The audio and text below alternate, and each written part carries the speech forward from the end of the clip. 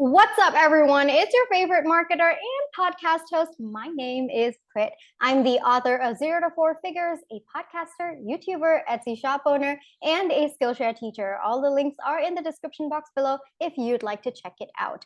On this podcast, I bring in experts to give you actionable steps on various marketing, business, and mindset strategies to help you grow the business you love.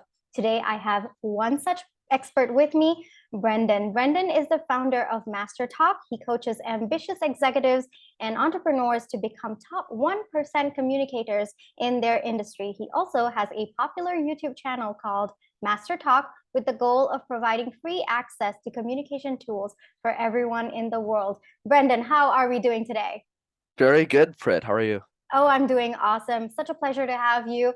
And I know that this podcast episode is going to be really, really helpful for those entrepreneurs who are my listeners who are looking to be good communicators, because most of them are either solopreneurs or entrepreneurs looking to start their podcast, start their YouTube channel. So let's get to the first question. How did your journey start? Yeah, for sure. For me, it all started in college. I went to business school, Prit. And in business school, I did these things called case competitions. Think of it like professional sports, but for nerds. So while the guys my age are playing baseball or basketball or football or some other sport you probably wouldn't see me playing, I was doing presentations competitively, and that's how I learned how to speak. And then as I got older, I started coaching a lot of the students in college on how to communicate ideas because I wanted them to win these competitions too. Mm. And that's what made me really good, totally by accident, at communication coaching. So I landed a great job at IBM. I wasn't really looking to be an entrepreneur, and I worked there for a few years. But during that transition, I had the idea for MasterTalk because I Mm. realized that everything that was in my head wasn't really available for free on the internet. So I just started making videos, and then a few years later turned to something I never could have imagined.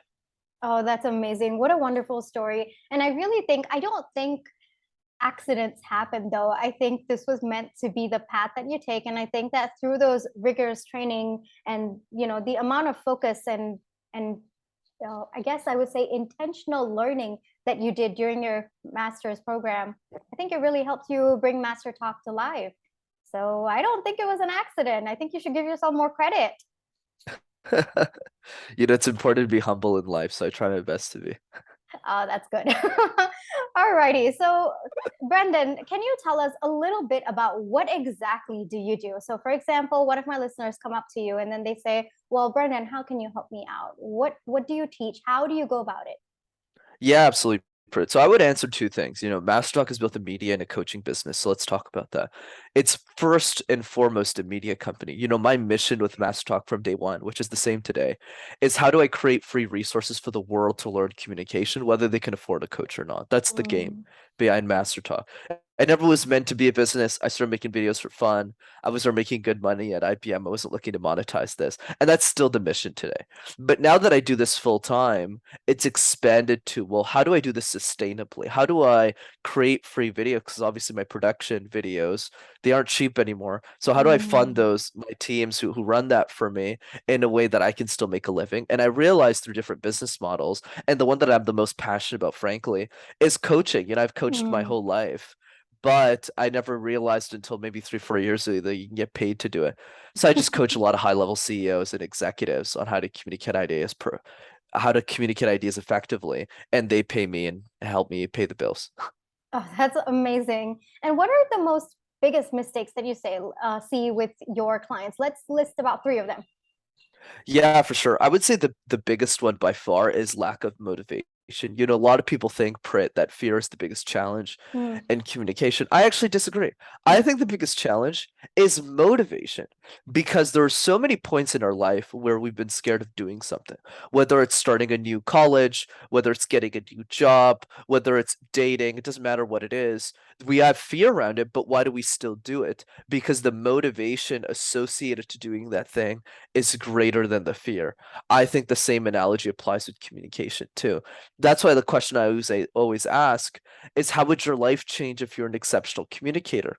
This is a question a lot of us who are listening to this podcast don't really think about. in the context of communication. So that's challenge number one, is to find an intrinsic reason as to why they should even do a lot of the tips that we're going to talk about a little bit throughout today's show. So that's number one. Number two, that we alluded to earlier, is fear, right? I would say after motivation, it's probably fear, the biggest mistake, the biggest challenge. And the reason is because it freezes people into taking action. And the remedy to that is simply this: to not see it as something we need to remove, but rather a dichotomy to manage, right? Fear is like the difference between message and fear, like a boxing match. The goal is not for the fear to leave the boxing match, but rather make sure that when your message, why you want to do this, and your fear meet in the middle, that your message gets the knockout punch. So that's challenge number two. And then finally, I would say mistake number three is that a lot of people, especially business owners, don't think about the end state of their business. So what does that mean, Prit? That means that, let's say a business is doing $50,000 right now. They're going, oh yeah, I don't need communication. I don't need any of this. They don't really assume the business is actually going to work. Well, if the business works and you're going to do $500,000 a year or 750, you're going to have a lot of employees, and you need to want to communicate effectively at that level. So anyways, I know this is a mouthful, but since you asked for three, those are the three. Oh yeah, no, that's amazing. But I think before I will definitely touch upon the mistakes that you just said. But first, I think I should have started off with this question. What does it mean to be a good communicator in your eyes?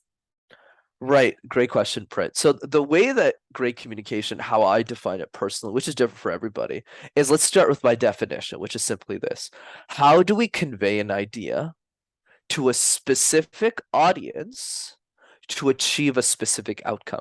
So that's a broad definition, because a specific audience could be a sales presentation at work. It could be convincing our significant other that Mexican food is better than Chinese food tonight, because we're talking about a specific audience and a specific outcome and sharing and conveying that idea. So what is the difference between regular communication and great or effective communication? Is that communication is just blah, blah, right? It's just you're talking for the sake of it, whereas effective communication is achieving the specific outcome. In the funny example we talked about earlier, where the significant other actually goes, you're right, we should get Mexican food. Because if they don't actually agree with you, it's not effective communication, because you're not achieving the specific outcome. But that analogy can be broadened out to, if you're speaking to 100 people, are you getting your sales targets? If you're managing a group at a company, are you getting the outcomes that you want to bring across? And that's the key difference between both. Oh, that's a fantastic way of looking at it, Brenden. I really like it because I think that, especially in the entrepreneurial world with business owners and entrepreneurs, I think that achieving that specific outcome is where we miss. You know, we know what we want, but achieving that, that's usually where the gap lies. And I think that being an effective communicator is definitely one of the ways to help you get there. And let's talk a little bit about the biggest mistakes that you were talking about. And the first one that you said was lack of motivation. Why do you think that lack of motivation exists with people, not just your clients, but even people in general?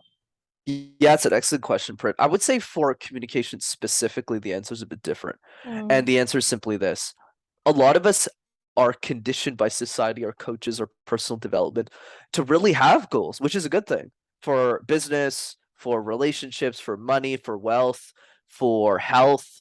But a lot of us never really talk about communication goals. Let me give you a simple thought here. There's three questions I ask every client I work with. One is, what do you want? Right? What do you want in life? Like, do you want more money? Do you want more fame? Like, what is it that you want? So people might say a bigger YouTube channel. People might say a promotion at work. Second question I ask them: who already has what you want? So these are very simple questions. Okay, there's something that you want in life somebody else has. So they might name a few people. But then there's the third question that nobody asks. And the question is, the person that has what you want, how do they communicate? How do they come across? And are you communicating like they are? What is the gap between them and you? And you'll realize that the gap is massive, right? And that's really the key, is no one is really directing people towards tying in their dreams that they already have, that have nothing to do with communication, or at least they think, with the power of communication. I always tell people that communication is an accelerant of dreams, Prit, in the sense that it doesn't matter what you want in life, communication allows you to put a gas pedal to getting there faster. But a lot of people don't get drawn that correlation, and that's why they never find that intrinsic reason. Oh, that's actually a really insightful thing, Brenden, because I have definitely seen that pattern as well in my life if I have to look back. And when you say effective communicator, what I want to say is, for example, there is someone that I want to be like, and they communicate in a certain way. Am I supposed to emulate them, or one, how do I find a style of communication that works for me, my personality, my tone, and who I am, stays authentic to who I am? And number two, how do I learn how to be secure with the way I communicate? Right. So the first part to that question, Prit, is there's no overnight silver bullet. Style is derived from output. So, for example, when I started my YouTube channel, just so people have a picture of this, I was a 22-year-old kid making videos in my mom's basement. I had a bachelor's degree in accounting. I had a crooked left arm. It's still crooked to this day. And I spoke French my whole life. I was zero qualified, no idea what style was. I didn't even know how to press record on a camera. And that's okay because style gets developed over time. As you do more reps, it becomes easier for you to get comfortable in your skin, which is the answer to the second question. But it also feeds into your first one, which allows you to figure out what you're actually good at. What should your style be? The other part to that is comparing yourself to other speakers. And I mean comparison in the right way. Not how much money they make per speech, not the cars and the bungalows they might have, but more in the size or the situation of what or how are they coming off. So I'll give you an example. The way you do this is you make a list of the three speakers you personally resonate with the most. So for me, it's people like Gary Vaynerchuk, people like Seth Godin, people like Scott Harrison. I just personally like their style the most. But there's other people like yourself. You might have a completely different list of people, and that's okay. But the point that I want to derive is there's no winning style. There's so many people on YouTube who have way bigger followings than me, like Roberto Blake and Lana Blakely and the holistic psychologist, but they're all super introverted and they're way more successful than me. So I think it's not about finding a style, it's about starting and embracing the style that naturally comes towards you as the years go by. I think that's fantastic. I mean, if I have to look at my years and years of communication, I think that especially after I started the entrepreneurial journey, I developed a style by doing it again and again and again and again. And I think that's also important to understand. And I also liked another point that you said, the confidence or, you understanding how you put yourself out there happens only after you do it and then you do it again. It doesn't happen beforehand. And I think that's one more thing that causes that hesitation to even get started, because you think you have to be fully ready. You have to have all your style of communication mastered and, done all that. What are your thoughts on that? I completely agree, right? And I think that's the challenge with a lot of us. And I'll give you like a clear analogy here. We were babies and we tried to walk. We didn't sit there and intellectualize the circumference of our legs and figure out how to walk. We just got up and then our ass fell down to the floor and then we figured it out and we kept getting back up. But we don't apply that analogy that has made us successful, literally the most important thing in our life, which is walking, to every other skill in our life. We judge ourselves way too early in the game of communication. And that's why I encourage a lot of entrepreneurs to start that journey. But now, obviously, the natural follow-up question to that is, well, Brenden, how do we get started? So let's go through a couple of easy things that we can do. The way that I think about this, Prit, is communication is like juggling 18 balls at the same time, right? So one of those balls is just body language. Another one is storytelling. Another one is eye contact, facial expression, smiling. And it can get really confusing if you're trying to juggle all 18. So now the question becomes, what are the three easiest balls to juggle? What are the three easiest things that we can do to build our momentum? So let's start with number one, and I'll pause at each one so I'm not monologuing too much here. So the first one is the random word exercise, right? Pick a random word like trophy case, like master, like talk, like lights, and create random presentations out of thin air. The reason why this exercise works so well is because it helps you think on your feet really fast. And what I also tell people is if you can make sense out of nonsense, Prit, you can make sense out of anything. That's why I recommend that exercise. Do that 3 to 5 times a day, and you'll be a lot better in 30 days. So that's number one of three. This reminds me of a party game. Actually, when I was a kid, they used to put chits in a bowl, and then we would, I think it's called Just a Minute Jam, and then you would pick up, and then you would talk about it for 1 minute. And I loved it, guys. I totally aced that game. But I think that, doing that multiple times actually helped me communicate really well as well. Like, give me a topic, I can speak, even though it's probably nonsense in the moment, but I can make sense out of it. So I think that's a really, really nice way to go about it. I have never thought of that game to be one of the reasons, that helped me communicate or even think on the fly, because that's really important for entrepreneurs and solopreneurs. Half the time, everything's just around us in confusion and absolute flames most of the times. And to be able to communicate effectively while juggling all of those different balls is definitely something. So really like that tip. Absolutely. Let's Super go to number glad. 2. I love that game. I have to check out what this game is. So that's number one. So number two is the question drill. We get asked questions all the time in our life, Prit, whether it's at work, at school, from our clients, sales calls, and of course on podcasts. And a lot of us are reactive to those questions. We wait for the question to appear and then we answer it. I'll give you a funny example with me. A few years ago when I started podcasting, I sucked, right? I was terrible at this. I didn't even know you could guest on a podcast. And somebody asked me the funniest question that I wasn't prepared for. He looked at me and he said, "Where does the fear of communication come from?" And I looked at the guy and I was like, I don't know. Los Angeles? London? You tell me, man. So I didn't know, right? Because I wasn't prepared, I didn't do a good job.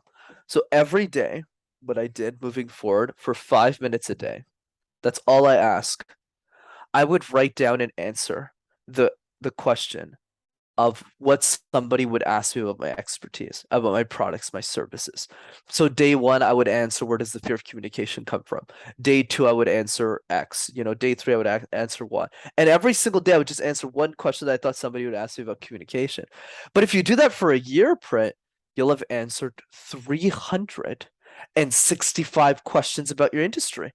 You'll be absolutely bulletproof. It's just business owners don't put in the time.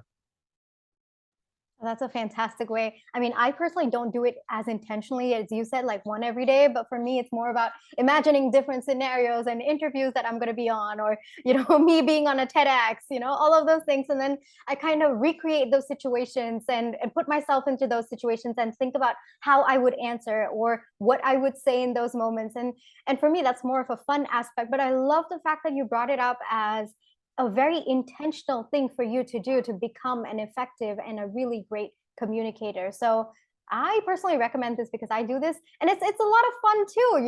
You imagine yourself in a setup and you actually get to experience what you would actually feel, and probably it's manifestation in its own way, but I really like this whole concept of it. So thank you for that, Brenden. What's tip number 3? Absolutely, Prit. So a couple of things, for the question drill, for those of you who are listening, keep things super simple. All you need literally is a piece of paper.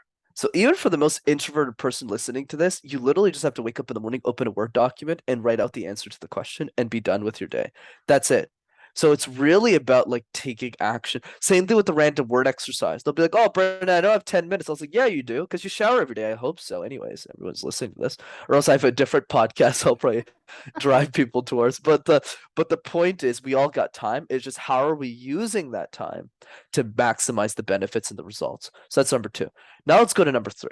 Number 3 is what makes me the most money. So if you do just this and it has nothing to do with social media, you will easily increase the revenue to whatever business you're in. Very simple. All I do, because most of my business does not come from guesting on podcasts, I would say 50% of my business comes from this strategy alone. I make a list of all my current and past clients. That's it. And then I look at when is their birthday or when is a popular holiday, and I send all of them 20-second video messages. That's it. "Hey, Fred, just want to say I'm thinking about you. I hope you had a beautiful birthday. Amazing to see all the great things that you're doing in your life. Super grateful to have worked with you this year," even if you're not a client. That's what I would say, right? And then you know what happens, Fred? 10% of the time? 10% of the time, they always respond back and say, Brenden, you're always so thoughtful. You know, there's this vice president I forgot to introduce you to. You should have lunch with them. Boom, I close the sale with zero effort. So forget about social media. For those of you who are scared about posting on social, start with the people you already bought and sold into your offer that you're already delivering. Because I'm assuming, obviously, that the people listening to this are good at what they do. Because obviously, if you're not good at what you do, you can't do this because they'll throw pitchforks at you when you send the video messages. But obviously, I'm assuming you're good at business, you're good at delivery. Because if you are, all you need to do is maintain the relationship. And video messages are the best way to do that. And it costs you a grand total of $0 and 0 cents, and it makes me most of my money. That's it. Okay, as a marketer, this makes me so happy because it's all about relationship building. And I have talked about this on multiple podcasts about how effective it is to, forget video messages, but even just voice notes, getting that personalized message. And for those of you out there, I'm going to extrapolate this to just a little bit. Your followers on Instagram, send them voice notes. Okay, even if it is you just saying hi in a video, send them that, build that relationship. And I think that's something that Brenden has talked about and touched upon in this video and podcast as well. And that's so important. It just takes 10 seconds of your day, but the impact that you leave, the amount of connection that people feel versus just sending a text message or sending an email, it's just, I think it's 10x the time. And as Brenden says, you never know. You might even trigger a line of thought that says, oh, hey, I'm going to introduce you to this person, or I'm going to, I want to come back as a repeat customer. That happens too, So for me as a marketer, I really love this tip because it speaks volumes about how you are so connected with the people that you work with, which is very important for my listeners as well, if they want to work with you. But the second thing is that you understand that being a communicator is also about relationship building. And I personally really liked that. Absolutely. And it makes all the difference because nobody does it, Prit. That's why most people lose in business. And especially everyone listening to this, it's like, okay, well, how badly do you want to succeed in business? There's a reason why most people aren't successful because they're not willing to put in the time. And the point I want to drive is you don't need to start strangers. Start with the people who already bought from you. When was the last time you sent something to your family? Right? The people that you're grateful for, the people who actually pour into you. And when we start with those people, it's a lot easier to really see the impact of our message and actually have the guts to post in social. But it all begins there. Oh, that's so true. And I think that we've spoken so much. You've given so many actionable tips. But if there's one advice that you want to give my listeners, just to wrap up this entire episode, what would it be, Brenden?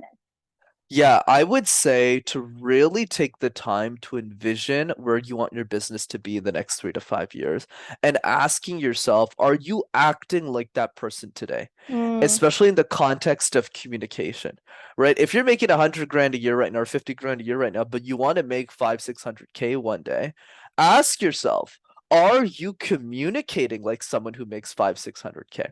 The question I always ask my clients is the quality of your communication mirroring the quality of the product and services that you sell?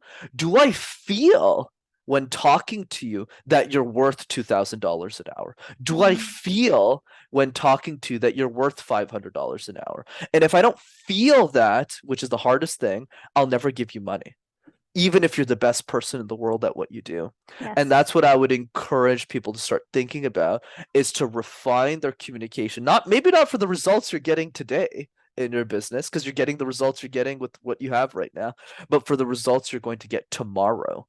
And if you're always preparing yourself for that version of who you're going to be, you'll never have to play catch up. You'll always naturally transition to the next stage of growth. And that is not just to do with business, right? It's also about the way you take care of your family, the way that you raise your children, the way that you make friends when you travel. Communication is a big part of that too, and that future version of who you want to be. Oh, that's some fantastic advice. Brenden, if my listeners want to reach out to you or check out your social media pages, where can they find you? Absolutely, Pro. This is super fun. Thanks for having me. So 2 ways to keep in touch. Number 1, check out the YouTube channel. Just go to youtube.com and type MasterTalk, and you'll have access to hundreds of free videos on how to communicate ideas effectively. That's 1. And then number 2 is register for one of my free Zoom trainings. I do a free one every 2 weeks. This is not a recorded webinar. It's fun, it's live, and I facilitate it, and it's free. And if you want to register for that, go to rockstarcommunicator.com. Perfect. I'm going to put all of the links in the description box below. Feel free to check it out. Reach out to Brenden, tell him one thing that you liked about this episode. Say hi to him. He's really friendly. I'm pretty sure that he's going to, he's not going to bite, basically, guys. So thank you so much for listening all the way up until here. Thank you, Brenden, for coming on and sharing your valuable advice and insight to all of my listeners, and of course, me as well.